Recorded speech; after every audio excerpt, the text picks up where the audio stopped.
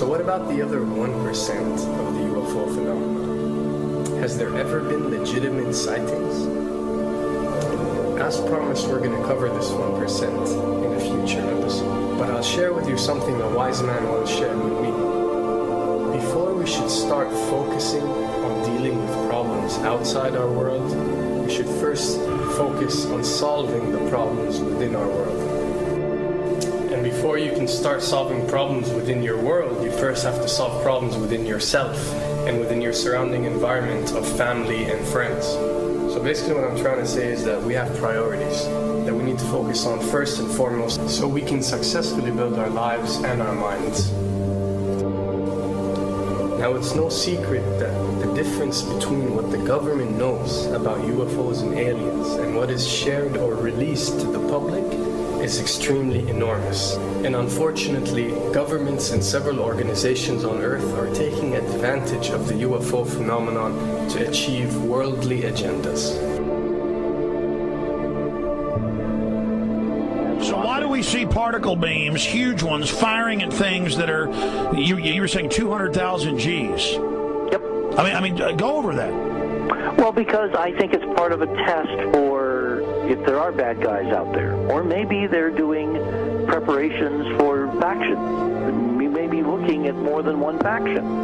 Remember, these groups tend to fragment. They fractally fragment so that you have wars within wars within wars. You know. But why would NASA release that footage? Well, remember, you've got all the good guys in NASA, and then you've got a few who are not good guys. The good guys don't know that there's something to keep secret. Remember, the lie's different at every level. They believe the lies they've been told. So when you set up a structure, an institution, which is supposed to be open and above board and is supposed to present live TV of the shuttle missions, they present live TV. Now, the controllers can't say, oh, well, you can broadcast this, but you can't broadcast that.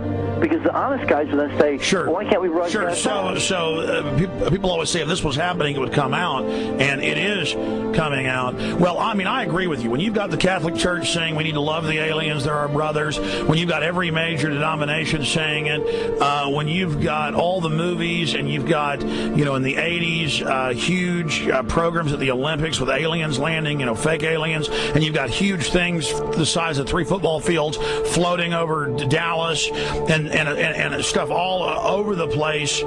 Something's going on. And then I read government documents about fake extraterrestrial landings. Any of this. Why? I mean, you believe it's fake. Remember Operation Northwoods? Yes.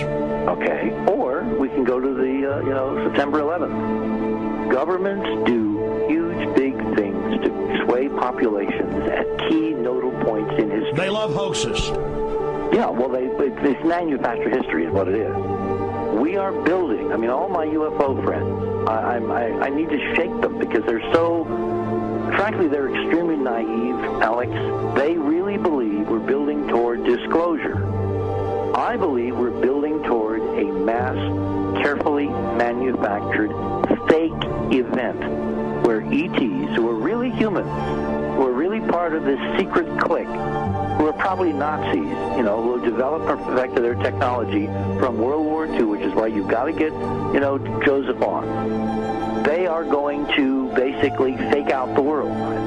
And there's an incredible window on the Nazi black ops programs, the compartmentalized, incredible high technology efforts that were being funded by the Nazi war machine, particularly toward the end of the war in a desperate effort to win the war, and they fastened their hopes on several key technologies, some of which appear to be the control of gravity itself, which again is a separate piece of data from my work, which came at this from a hyperdimensional physics perspective. We know there's a lot of suppressed technology. 20 years after the B-2 bomber was already in service, they declassify it. So we have a lot of cases of that. We know there's a whole shadow government.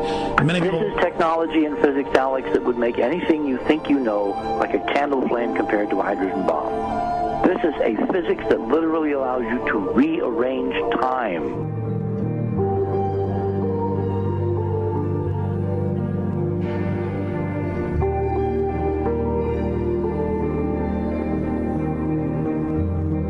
But I mean, imagine you've got all these compartments in these pyramids within pyramids of compartmentalization. That's why that's the New World Order symbol. And we don't know what they've got because they are so secret. We know they lie so much. We just know it's advanced. Mainline scientists say they're 30 years advanced. So Richard C. Hoagland, what I'm saying to you is, I'm entertaining what you're saying. I respect you. I think you're a great guy. My only issue is, like you said, dealing with what we know they could be up to. The fact, Alex, we have done experiments. We have our own data. We have experiments now from the Soviet Union. 30, 40 years when the Iron Curtain came down, when Glasnost finally prevailed, a huge amount of stuff was declassified from the KGB as well. And we now have put this data together. We not only know what the physics is, we know what it can do, we know what it's based on, we know how to make it work. We've seen in our own experiments ample evidence. We've seen experiments across the American landscape and even in Europe that vindicate various parts of this. And the latest thing I'm working on, it looks like von Braun himself was deeply involved in some of this early physics experimentation, but they're keeping all the good stuff for themselves. The reason is that if we got access to the good stuff, if we got access to the technologies, the energy, we wouldn't be worried about $4, $5 a gallon gas or $10 a gallon gas. We would live like people are supposed to live, all 6 billion of us who could live lightly on the earth, Alex, with this technology. And live longer. Absolutely, and better, and you could live to 200-300 and have the virility of your 20s and 30s. There's extraordinary medical breakthroughs, there's extraordinary physics breakthroughs, technology breakthroughs, energy. It's all been kept away.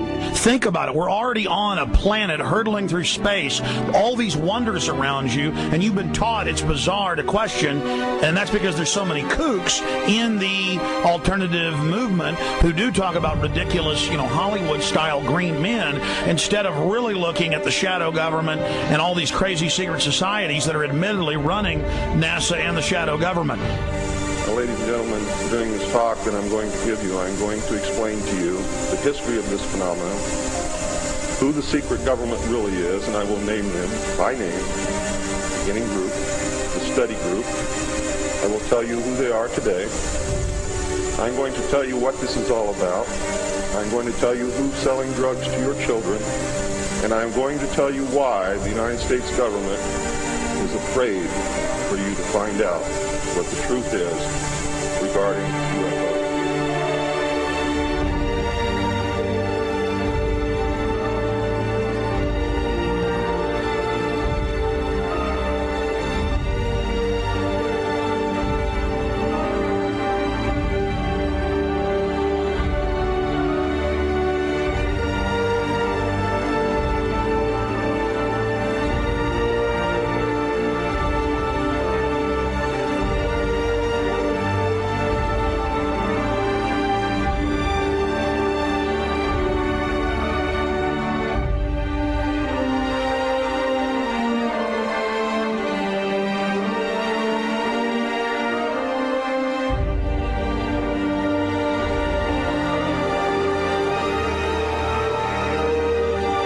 And it turns out that even though she remembered that she'd been part of the team to debrief the astronauts, she couldn't remember a thing that they said.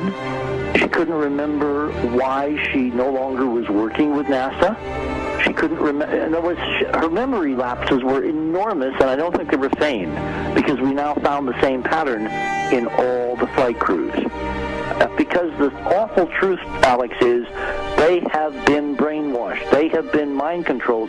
They have had a technology, a very sophisticated technology, which took away the real missions that they experienced.